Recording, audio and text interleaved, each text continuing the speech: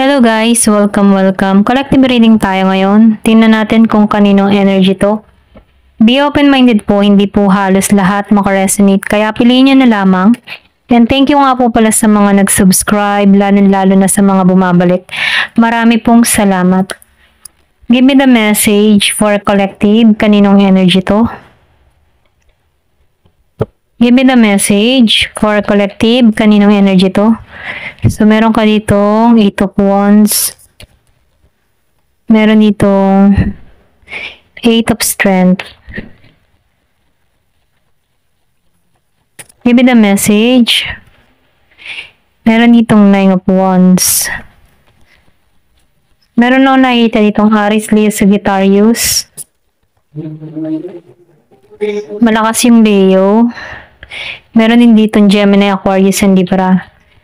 Kung madalas mo makita yung 888, meron dito kasaganahan, abundance, pagbabago na parating sa'yo. Okay?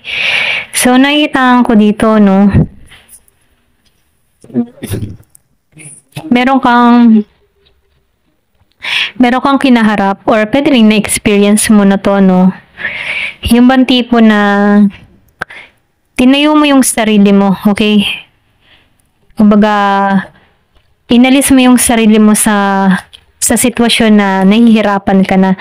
Nakikitaan ko dito yung bigat ng kalooban, or pwede rin sabihin na marami kang kinaharap na pagsubok pero napapagtagumpayan mo to, okay? So, nakikitaan ko rin dito yung iba sa inyo, meron ditong action or meron ditong pagkilos na parating sa'yo. Yung iba sa inyo makaka-receive dito ng balita or pwede rin meron ditong patungo sa'yo, okay? Itong tao na ito, hindi niya kayang tanggapin na nawawala ka na dito, okay? Kung meron ka man ditong kadiling na Gemini, Aquarius, and Libra. So, nakifeel ko dito na mas nakatuon ka na sa panibagong direction eh. Or pwede rin sabihin, mas nakatuon ka na sa pagbabago. I mean, sa pagbabago, ano yung tipo, nakatuon ka dito sa panibagong yugto ng life mo, na kung saan, na nagkakaroon ka dito ng positive, okay? Positibong pananaw sa buhay, okay? So, nakikitaan ko rin dito, na may paggising na nangyari dito, okay? So, nakikitaan ko dito yung lahat ng mga paghihirap na naranasan ng tao na to ay napagtagumpayan niya rito. So, nakikitaan ko dito, tinulungan niya yung sarili niya dito para maibangon muli yung kanyang sarili, okay? So, nafe-feel ko din dito, before nakaranas to ng hirap sa isang sitwasyon or pwede rin na-stuck siya sa isang sitwasyon, yung emotion niya dito, negatibo, before, Pero ganun pa man, naibangon niya yung muli yung kanyang sarili dito at naiangat niya yung sarili niya dito. Pwede rin ginising tong tao na to. Ito lang nakikita ko, pwedeng ikaw to, pwede rin tong tao mo, okay? So, meron ako nakikita dito may ginising. Pero ganun pa man, nakikitaan ko rin dito na once na naaalala mo tong experience na naranasan or kung sino man to, once na naaalala niya yung experience na naranasan niya dito, kumbaga, nagbabalik tanaw tong tao neto na nalampasan niya to, okay? Pero ganun pa man, nakikitaan ko dito yung pagbabago na nagaganap sa tao na to, okay? Malakas yung Aries, Leo, Sagittarius. So, nafe-feel ko dito yung pagtanggap or pagkilala sa'yo. Merong mga nagaganap or may nangyayari sa'yo. Pwede rin sabihin na nakikilala ka na dito, okay? Kumbaga, meron kang mga ginagawa, social media, or pwede rin sa larangan ng trabaho, maraming nakakakilala sa'yo. Okay, ito rin nakikita ko. Kumbaga, sikat ka.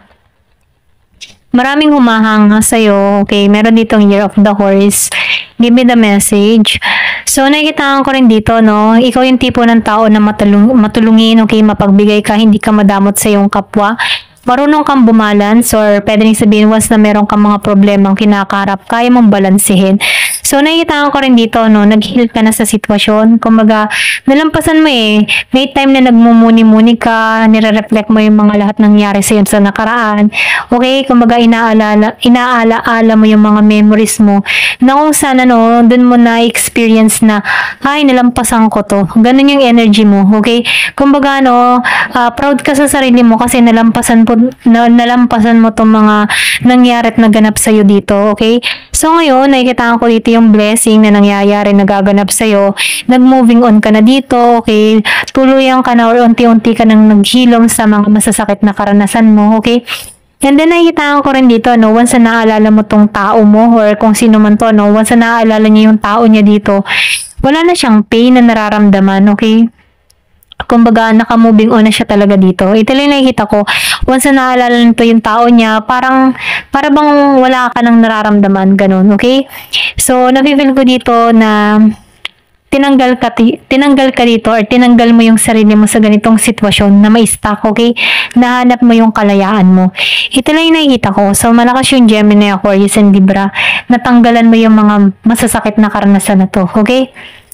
So, nafe-feel ko dito yung katatagan mo, kalakasan ng loob mo, binangon mo muli yung sarili mo. So, nakikita ko rin dito, no, sa Knight of Pentacles. Meron ka ditong kadiling na tao na hindi siya naging seryoso sa connection na to. Hindi siya naging totoo sa'yo. Kumbaga, naging siyang madamot sa sitwasyon or pwede rin sabing pinagdamutan ka nito. Okay? Pero ganun pa man, nafe-feel ko dito na ibalik mo yung sarili mo eh. Then, nakikita ko rin dito, meron ditong tao na hindi madamot, okay? Kumbaga, handa tong tumulong sa kapwa, mapagbigay siya sa lalo na sa mga pulubi. Merong ganun dito. So, mapagbigay ito, hindi to madamot. Ito lang yung mensahe, no? Ayan. So, nakita ko rin dito, no? Meron ka ditong kadiling na tao na sarado yung isipan, okay? May blockage yung kanyang intuition, yung kanyang kutob, okay? Kumbaga, sarado. Kumbaga, hindi siya marunong makiramdam. Ito lang yung nafe-feel ko.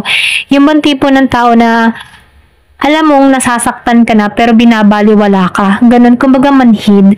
Kumbaga hindi niya kinoconsider yung nararamdaman ng isang tao dito. Okay, pwedeng ikaw yung nasaktan dito. Hindi niya kinoconsider yung feelings mo. Okay, pero ganun pa man, nakikita ko dito na ibangon mo yung sarili mo. Nalampasan mo to.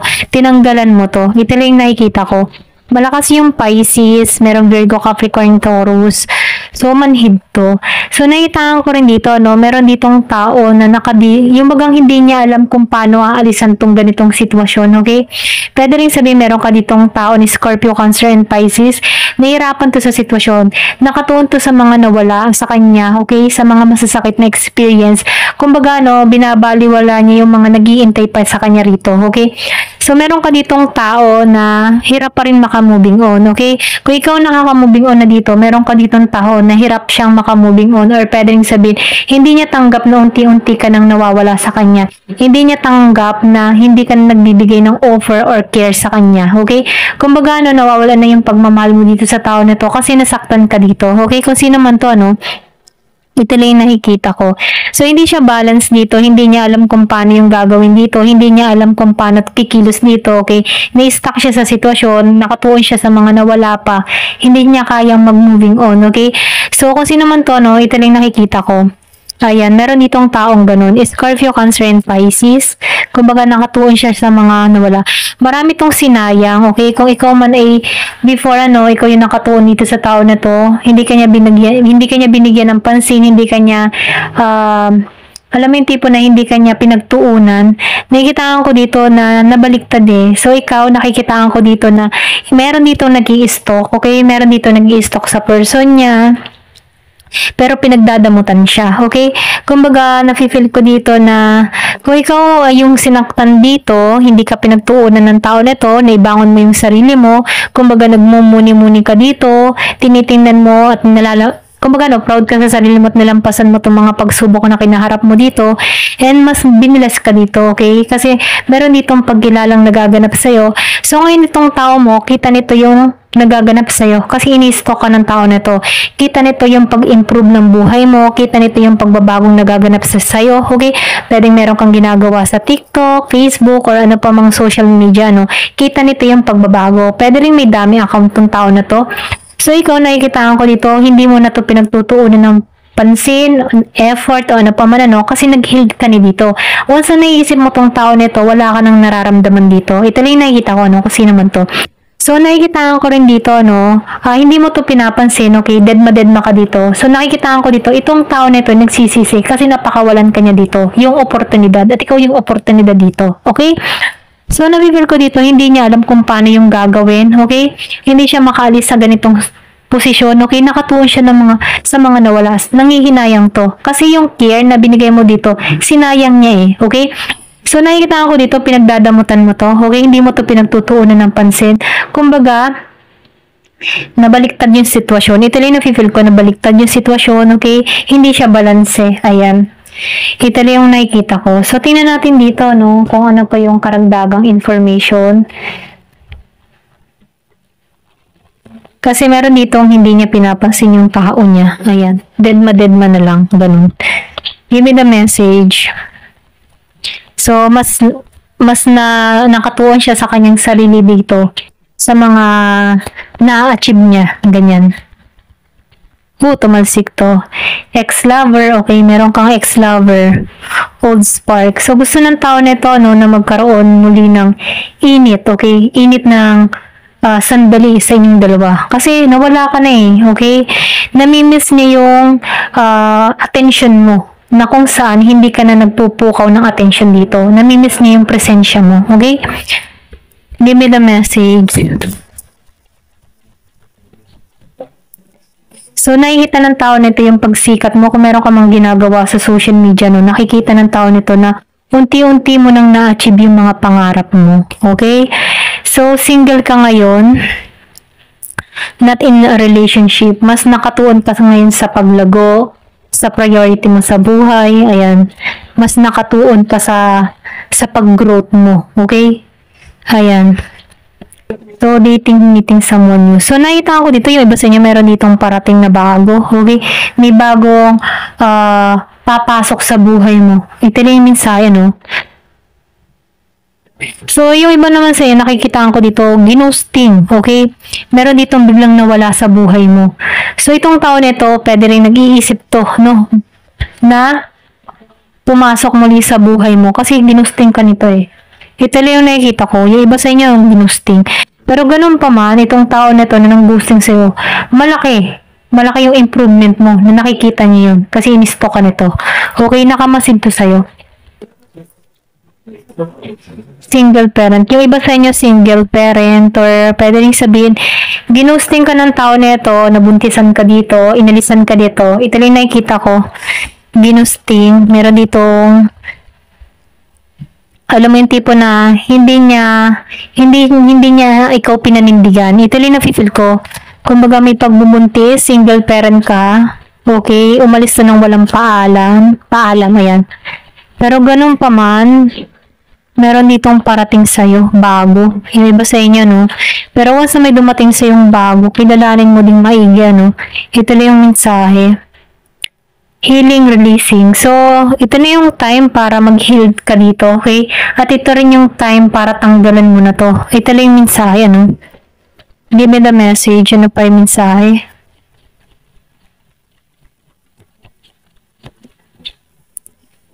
Happiness. Huwag kang mag-alala. Magiging kang masaya. Okay? Kahit yung tipo na kahit na-experience mo yung masakit na nararanasan mo sa panahon ngayon, huwag kang mag-alala. Ayun, pasensya na, utal ako. Huwag kang mag-alala, magiging kang masaya dito.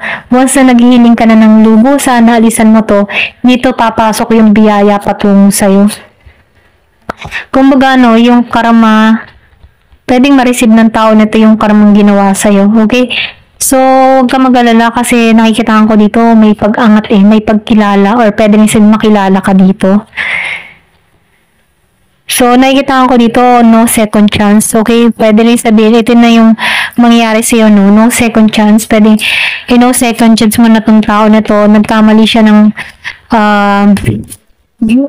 yung bang tipo na nagkamali siya ng niloko, okay? Kasi kahit ikaw ay naging single parent dito, hindi niya ginampanan yung responsibilidad sa'yo, okay? Nakikita ko dito, maalisan mo to eh. Kumbaga, kung ikaw man ay nahihirapan sa isang sitwasyon, hindi ka pababayaan ng Diyos, okay? Lalo-lalo na yung mga single parent, mahal yan ng Diyos, okay? So, nakikita ko dito, ibuhos mo yung pagtitiwala sa kanya kasi bibigyan kanya dito ng healing eh, okay? Kumbaga, hihilumin niya yung puso mo dito, okay? Sa mga panluloko, sa betrayal na ginawa sa'yo ng tao na to. And then, nakikita ko rin dito, babalik to sa'yo pero hindi mo na to bibigyan ng pagkakataon kasi nakikita ko dito yung pag-aani ng tagumpay mo dito at magiging kang masaya sa sitwasyon na kinakaharap mo, okay? So, pwede rin sabihin, meron ditong tao na tumulong sa'yo, pwedeng meron kang makilala dito, okay? Ayan. Oh, soulmate, okay? Yung sinabi ko kanina, no? Meron kang makilala dito at ipagkakalob to sa'yo, okay? Magiging kang masaya dito. Kung ikaw man ay single parent ngayon, meron dito magmamahal sa'yo, okay? Meron kang makikilala dito na tutulong sa sitwasyon mo. Single to sorry utol ako. Single tong makakilala mo dito. Ito lang yung nakikita ko. Pero ganun pa man, forever lasting na to eh. Okay? Pwede ikasal ka sa tao na to. Okay? Ito lang yung mensahe, Kaya huwag kang mawawala ng pag-asa. Huwag kang ma-stress, huwag kang madidepress yan. Huwag kang madidepress kung hindi mo man lang na wala kang katarungan sa nangyari sa'yo, okay? Ipagdasal mo to kasi hindi ka pababayaan ng Diyos. Ito lang yung misaya, Basta nagtitiwala kay God, siya na yung kikilos sa'yo kung paano niya patatakbuhin yung buhay mo, okay? Hindi natin alam kung paano yung pamamaraan niya, pero once na nagtiwala ka sa Kanya, merong milagro, okay? Meron diyang yan. Pasensya na naputol. Yan, meron dyan milagro. Okay, kaya magtiwala ka lang diyan. Okay? Ayan, hanggang dito na naman po. Thank you for watching. Love and peace.